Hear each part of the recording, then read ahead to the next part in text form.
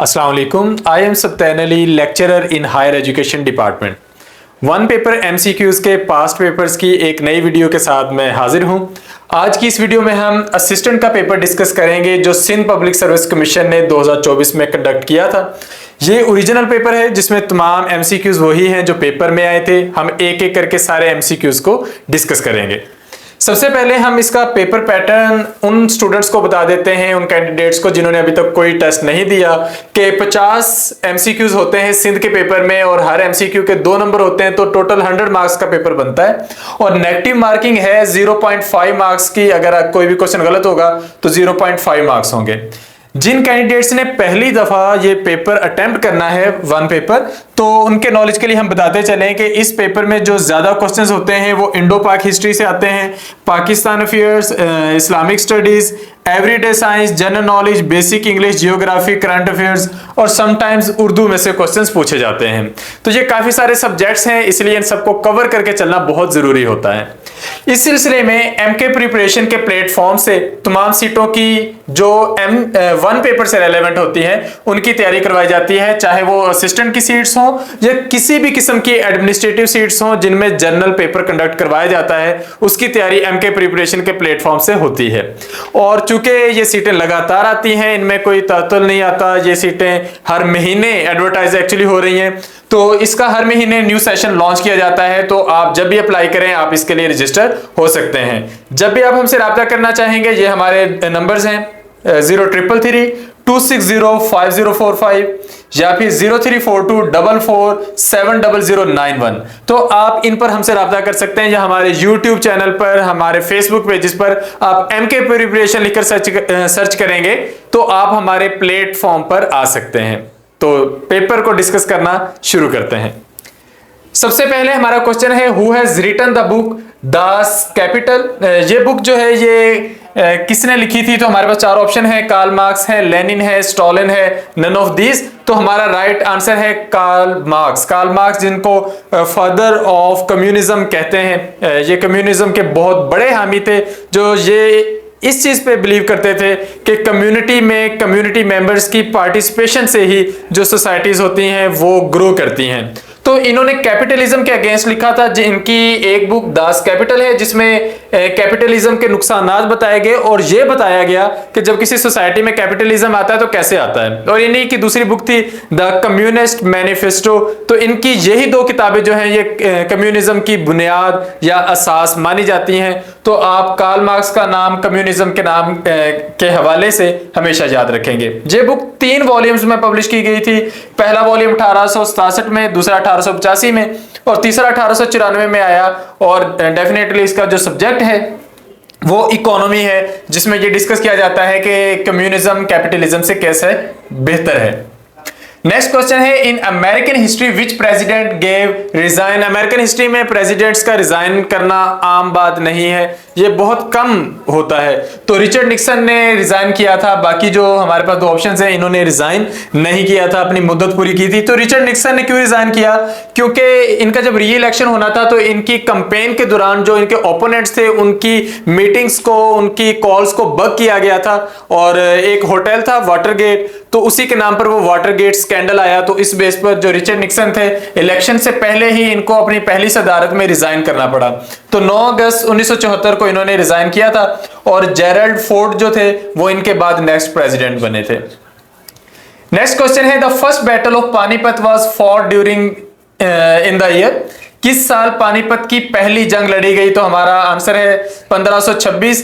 ये 21 अप्रैल 1526 को इस जंग का आगाज हुआ था। ये बाबर और इब्राहिम लोदी यानी कि मुस्तकबिल की मुगल अंपायर और उनसे पहले हुकूमत थी लोदी खानदान की, उनके दरमियान ये जंग लड़ी गई और बाबर ने ये जंग जीतकर मुगलिया सल्तनत की बुनियाद रखी। तो पानीपत की लड़ाइयां यहीं से मशहूर हुई थी क्योंकि पहली जो लड़ाई थी उसने एक तारीखी हैसियत इख्तियार की। नेक्स्ट है road the Jinnah of Pakistan. Jinnah of Pakistan की टाइटल से बुक किसने लिखी थी? तो ये स्टैनले वोलपर्ट ने लिखी थी। स्टैनले वोलपर्ट यूनिवर्सिटी ऑफ कैलिफोर्निया के प्रोफेसर हैं और इनकी स्पेशलाइजेशन इंडिया और पाकिस्तान के रिलेशनशिप्स पे है।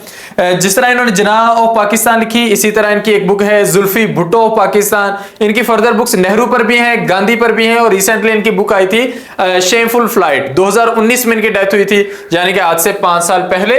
तो स्टैनले वोलपर्ट का नाम आप याद रखेंगे जहां कहीं पर भी इंडिया और पाकिस्तान की हिस्ट्री और मॉडर्न इनके रिलेशनशिप्स पर बात होगी तो इनका नाम लाजमी तौर पे वहां पे आएगा।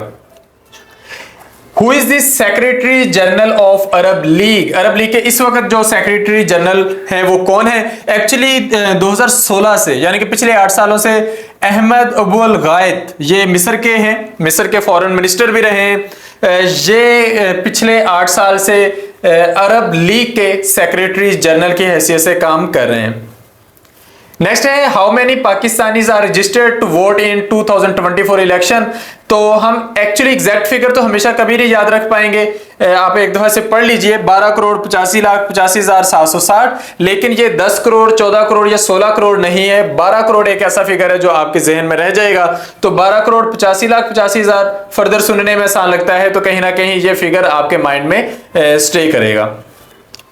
नेक्स्ट क्वेश्चन है war of 1965 resulted in signing off. 1965 की जंग जो कि 17 दिन जारी रही थी, वो आखिरकार अमेरिकन दबाव के तहत, यूनाइटेड नेशंस के दबाव के तहत वो बंद करना पड़ी दोनों मुल्कों को। तो उसके बाद कौन सा मुआहदा हुआ था? तो वो मुआहदा था ताशकंद एग्रीमेंट, क्योंकि ये ताशकंद में मुआहदा हुआ था उज़्बेकिस्तान में, तो इसलिए इसे ताशकंद एग्रीमेंट कहते हैं। ये अयूब खान और लाल बहादुर शास्त्री के दरमियान ये मुआहदा हुआ था और इस मुआहदे की रूह से दोनों मुमालिक अपनी पहले वाली पोजीशंस पर वापस चले गए थे। जंग से पहले जिसके पास जितने इलाके थे वापस उन्हीं पर चले गए और जो इलाके फतह किए गए थे वो वापस कर दिए गए। नेक्स्ट क्वेश्चन है Pakistan financial year starts on. Pakistan का फाइनेंशियल ईयर 1 जुलाई से शुरू होता है, तो हमारे जितने भी जो टैक्सेस के मामला होते हैं वो 30 जून तक वाइंड अप कर दिए जाते हैं। 1 जुलाई से नेक्स्ट ईयर शुरू हो जाता है, इसे हम फिस्कल ईयर के नाम से भी याद करते हैं। नेक्स्ट क्वेश्चन है United nation was formed in. United nation दूसरी जंग अजीम के इख्तिताम पर बनाई गई थी। तो 24 अक्टूबर 1945 को अक़वाम मुत्तहिदा का क़याम अमल में लाया गया ताकि दुनिया में बहुत बड़ी जंगों को और बहुत बड़े मसाइल को रोका जा सके। इसकी बुनियाद रखी गई थी सैन फ्रांसिस्को में, यूनाइटेड स्टेट्स ऑफ अमेरिका में। इसका हेडक्वार्टर न्यूयॉर्क में है और इस वक्त इसके 193 मेंबर्स हैं।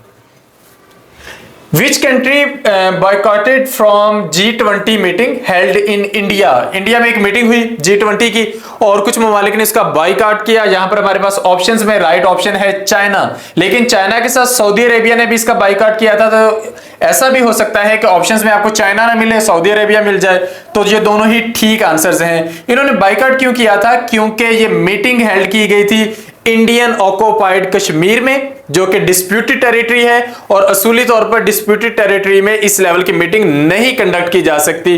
तो इसलिए दोनों ममालिक ने इसका बाइकआउट किया था ताकि ये रवायत चल ना पड़े।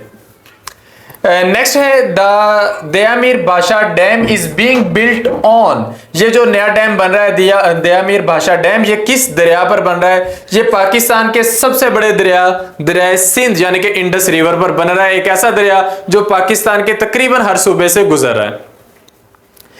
नेक्स्ट है पाकिस्तान बिकम इस्लामिक रिपब्लिक इन। पाकिस्तान को इस्लामिक रिपब्लिक ऑफ पाकिस्तान का नाम कब दिया गया? तो यह नाम रखा गया 23 मार्च 1956 को, जब पाकिस्तान का एक आइन मंजूर किया गया, तो तब इसका नाम इस्लामिक रिपब्लिक ऑफ पाकिस्तान के तौर पर डॉक्यूमेंट किया गया। नेक्स्ट है the name of first Pakistani aircraft is. Pakistan ने पहला एयरक्राफ्ट कौन सा बनाया? एक्चुअली पाकिस्तान खरीद तो कब से रहा है अमेरिका से, हम बहुत सारे तैयारे खरीद रहे हैं, F-16 सबसे फेमस है, लेकिन पाकिस्तान ने जो पहला एयरक्राफ्ट बनाया चाइना के साथ एक जॉइंट वेंचर किया हमने, उसका नाम है JF-17 थंडर। थंडर जरा रोब दबदबे के लिए शामिल किया गया है। JF का मतलब होता है जॉइंट फाइटर और 17 का वर्ड जो वर्ड है वो इसलिए यूज किया गया क्योंकि इससे पहले जो हमारे मेन स्ट्रीम एयरक्राफ्ट थे वो थे F-16, तो उनसे ये नेक्स्ट लेवल का तैयारा है, तो इसका नाम रखा गया JF-17 थंडर एयरक्राफ्ट। तो ये पाकिस्तान का पहला एयरक्राफ्ट है जो पाकिस्तान ने बनाया है। In which year OIC was formed, OIC कब बनाई गई, हमारी जो इस्लामिक कंट्रीज की कोऑपरेशन ऑर्गेनाइजेशन है ये कब बनाई गई, तो ये बनाई गई 22-25 सितंबर 1969 में। 57 मेंबर्स हैं और इसका जो हेडक्वार्टर है वो सऊदी अरेबिया जद्दा में है। नेक्स्ट है who is the father of internet. Internet क्या फादर किसे कहते हैं? एक्चुअली जिन लोगों ने आईपी प्रोटोकॉल्स पे काम किया था उन्हीं को हम फादर ऑफ इंटरनेट कहते हैं, और आज भी यही लोग आईपी प्रोटोकॉल्स को ऑन करते हैं, उनको लेकर चल रहे हैं। ये अभी जिंदा भी हैं 81 ईयर्स की एज में।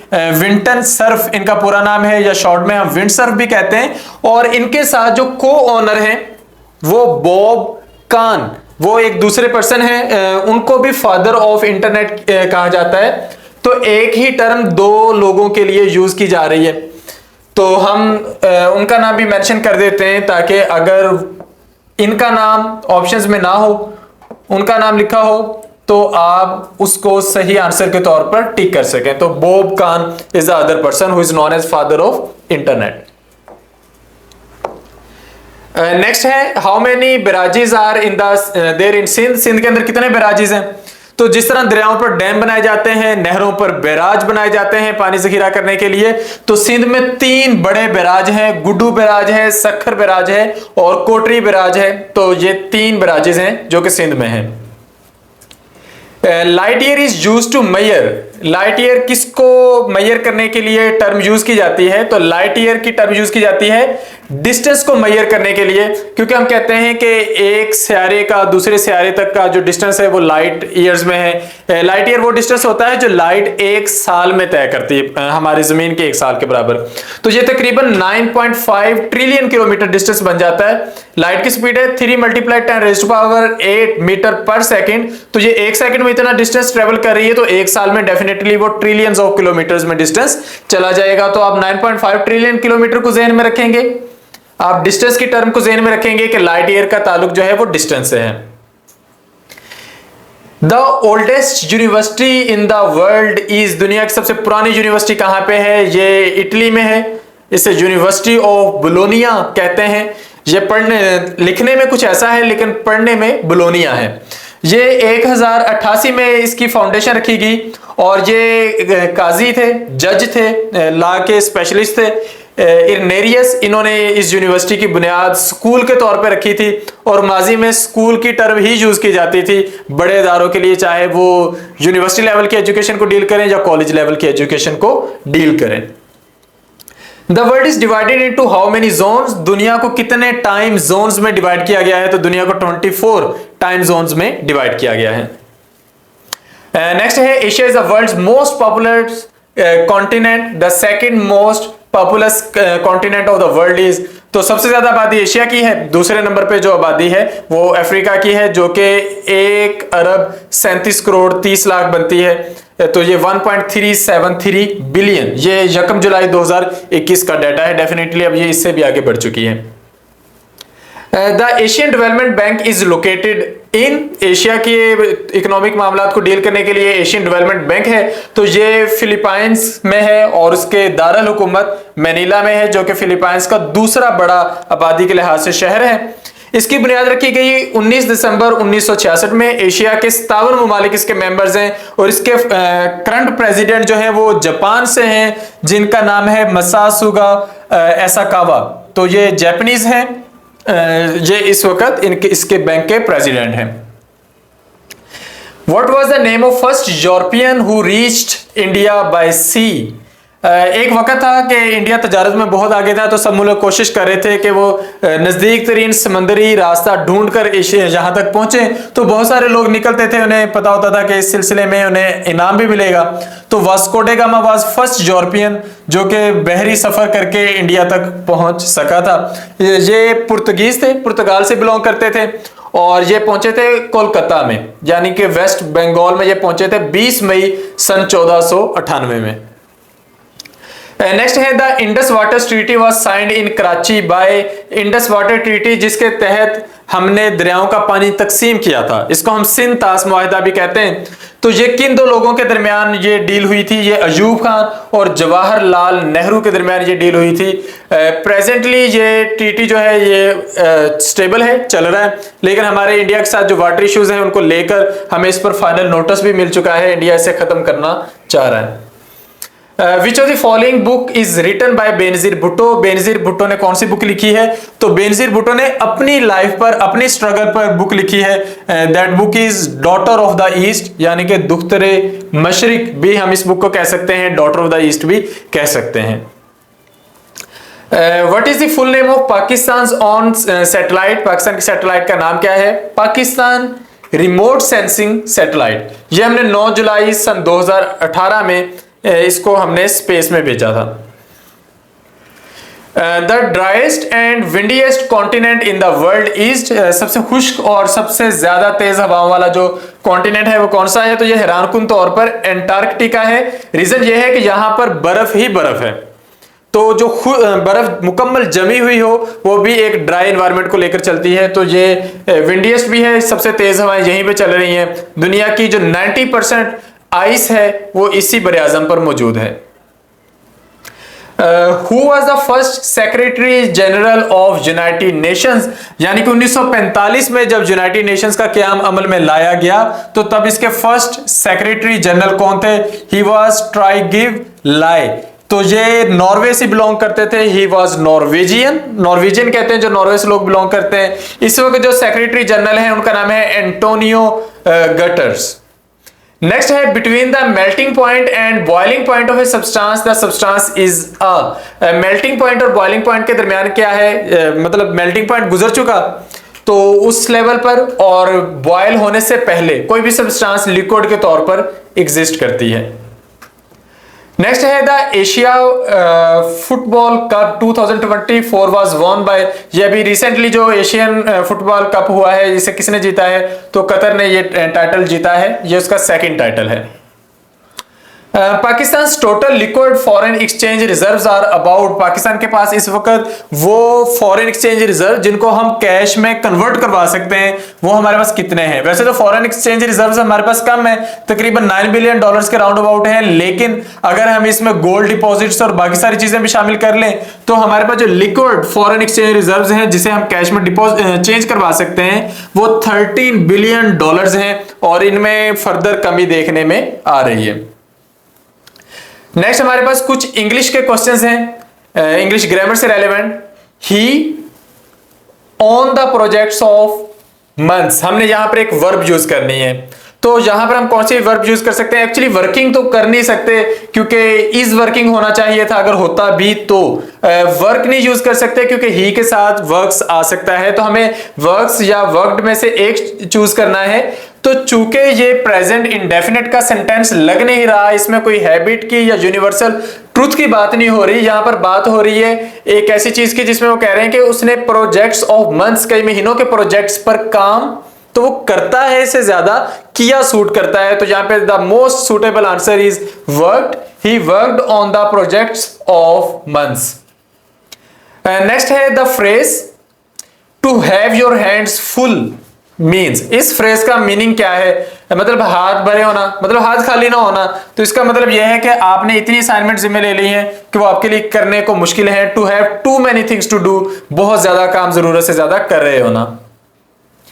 नेक्स्ट है despite dash tired she continued working despite being tired, क्योंकि थके होने के बावजूद उसने काम करना जारी रखा। The speaker didn't properly space out his speech but went on dash one point only। जहां पे स्ट्रेसिंग आएगा क्योंकि उसने एक ही पॉइंट पर स्ट्रेस करना जारी रखा। अवॉइडिंग वन पॉइंट नहीं होता, अवॉइडिंग मेनी पॉइंट्स हो सकता था क्योंकि यहां पर वो एक ही चीज पर आ रहे हैं, तो यहां पे हम इसे कहेंगे stressing one point.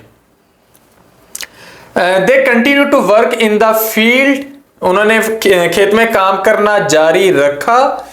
Even though it rained heavily, उन्होंने काम जारी रखा किसी चीज के बावजूद जो गुजर चुकी है। तो बारिश काफी ज्यादा होने के बावजूद उन्होंने काम करना जारी रखा, यानी कि बारिश ऑलरेडी हो चुकी है और उन्होंने काम जारी रखा। हम ये नहीं कहेंगे कि देयर इज हैवी रेन, कि बारिश अब हो रही है और उन्होंने काम जारी रखा। तो ये हमारे पास जो है सेंटेंसेस जो हैं वो दोनों माजी में चलेंगे। वन हु स्पीक्स लेस, कम बोलने वाले को क्या कहते हैं? कम बोलने वाले को बोलते हैं रेटिसेंट, एक ऐसा पर्सन जो दूसरों के साथ अपने ओपिनियंस शेयर करने में इजी फील ना करे, कम बोले, उसे हम रेटिसेंट कहते हैं। What is the correct form of verb? हमने करेक्ट वर्ब ढूंढनी है फिक्रे में से, और फिक्रा है she dash her homework every day. अब काम चूंकि हर रोज हो रहा है तो डेफिनेटली ये प्रेजेंट की बात हो रही है और इंडेफिनिट की बात हो रही है, तो यहां पे हमारे पास डू या डज में से कुछ आना चाहिए। तो चूंकि हमारे पास शी है प्रोनाउन, तो शी के साथ डज आएगा। नेक्स्ट है bit by bit I started to feel. अब अंडरलाइन किया गया है बिट बाय बिट को, तो हमने देखना है कि ये क्या चीज है। Bit by bit I started to feel, तो इसका बिट बाय बिट का यूज यहाँ पे एज ए एडवर्ब हुआ है, क्योंकि ये फील को फर्दर एक्सप्लेन कर रहा है। ये आप कह सकते हैं कि वर्ब के साथ ये चीज चल रही है। I started to feel actually bit by bit. He will contact you when he returns from abroad. ये एक चीज है जो जरा टेक्निकल है कि ही विल कॉन्टेक्ट यू, वो आपसे राब्ता करेगा, when he returns from abroad. अब यहाँ पे अब्रोड की जो टर्म है वो किस हैसियत में यूज की गई है? तो अब्रोड की टर्म कई लिहाज से यूज हो जाती है। जिस तरह अगर हम कहते हैं अब्रोड स्टूडेंट्स, तो ये नाउन भी बन सकता है। अब्रोड स्टूडेंट्स एक हमारे पास इकट्ठा नाउन हो जाएगा, लेकिन यहां पर ये अलग से यूज हो रहा है, तो ये एक्सप्लेन कर रहा है प्लेस को जहां से वो आ रहा है, तो हम इसको कनेक्ट करेंगे एडवर्ब के साथ। यहां पर अब्रॉड का यूज हो रहा है as a adverb of place, तो हम कहेंगे कि he will contact you when he returns from abroad, so abroad is adverb of place. Next है to hit the nail right on the head. ये एक प्रोवर्ब है, तो इसका मीनिंग है to do the right things, सही वक्त पर सही काम करना, इसको हम यूज करते हैं इसके लिए, to do the right things. Idiom है हमारे पास स्मेल अ रैट, तो इसका मीनिंग क्या है? इसका मतलब है किसी मसले का पता लगाना या निशानदही कर लेना। To suspect that something is wrong, इस बात का पता चलाना कि कुछ तो गड़बड़ है, तो उसके लिए ये यूज करते हैं स्मेल अ रैट। नेक्स्ट है a style in which writer makes a display of his knowledge. एक राइटिंग स्टाइल है जिसमें राइटर लिखते वक्त बहुत सारे रेफरेंसेस यूज करता है, इंफॉर्मेशन यूज करता है, मॉडर्न डाटा यूज करता है और कई तरह के रेफरेंस देता है, तो उसको हम किस तरह का स्टाइल कहेंगे? That is pedantic style. इसके मुकाबले में जो ऑर्नेट स्टाइल है उसमें राइटर बहुत ज्यादा वर्ड्स का यूज करता है, बात को सजाकर नुमाइशी तौर पर पेश करता है, और पॉम्पस में उसका जो राइटिंग स्टाइल है वो अननेचुरल हो जाता है। वर्बोस में क्या होता है कि जरूरत से ज्यादा वर्ड्स का यूज करना, तो ये हमारे पास हमारे इस क्वेश्चन के मुताबिक नहीं है। हमारे क्वेश्चन के मुताबिक अगर अपने ज्यादा नॉलेज का राइटर यूज कर रहा है और डिस्प्ले कर रहा है तो उसे हम पीडेंटिक राइटिंग स्टाइल कहेंगे। And the next one is antonym of defines. किसी डिफाइंस का जो एंटोनिम है यानी कि ऑपोजिट वर्ड है वो क्या है? तो डिफाइंस का मतलब है किसी चीज का रद्द कर देना, किसी चीज को मानने से इनकार कर देना, तो उसके ऑपोजिट है किसी बात को मान लेना यानी कि ओबीडियंस। तो ये क्वालिटीज होती हैं। नेक्स्ट है सिनोनिम ऑफ इम्परसेप्टिबल। इम्परसेप्टिबल का सिनोनिम क्या है जो इसके सिमिलर मीनिंग्स में आ जाए? तो इम्परसेप्टिबल का मतलब होता है कोई ऐसी चीज जिसको आप आसानी से परसीव ना कर सको, आसानी से नोटिस ना कर सको, कोई माइनर चीज है, कोई फेंट चीज है, तो उसके लिए हम इम्परसेप्टिबल की टर्म यूज करते हैं, तो उसका सिनोनिम है सटल। सटल का मतलब भी माइनर या कोई फेंट चीज होती है। And the very last question is synonym of embezzle. Embezzle की टर्म आपने सुनी होगी कहीं ना कहीं गबन के मामले में, करप्शन के मामले में, किसी चीज को गलत इस्तेमाल करने के मानों में, तो यहां पर इम्बेजल का सिनोनिम है सेम मीनिंग में जो वर्ड है दैट इज मिस एप्रोप्रिएट, यानी कि गैर मुनासिब या नामुनासिब, हम कोई भी वर्ड यूज कर सकते हैं। तो यहां पर ये हमारा पेपर होता है मुकम्मल। उम्मीद है इससे आपको बहुत ज्यादा हेल्प मिलेगी। तो जैसे मैंने आप लोगों को पहले बताया, वन पेपर पे हमारी पूरी team MK platform, MK preparation के प्लेटफॉर्म से वर्क कर रही है। 10 सब्जेक्ट हैं और हर सब्जेक्ट को डील करने के लिए स्पेशल टीचर है, वो टीचर जिनका मुतलका सब्जेक्ट में इंटरेस्ट भी है और वो उस पर बहुत ज्यादा काम कर चुके हैं। तो किसी भी वन पेपर की तैयारी के लिए आप लोग हमसे राब्ता कर सकते हैं। मजीद हमारी वीडियोस देखने के लिए हमारे चैनल को सब्सक्राइब कीजिए। Thank you. Allah Hafiz.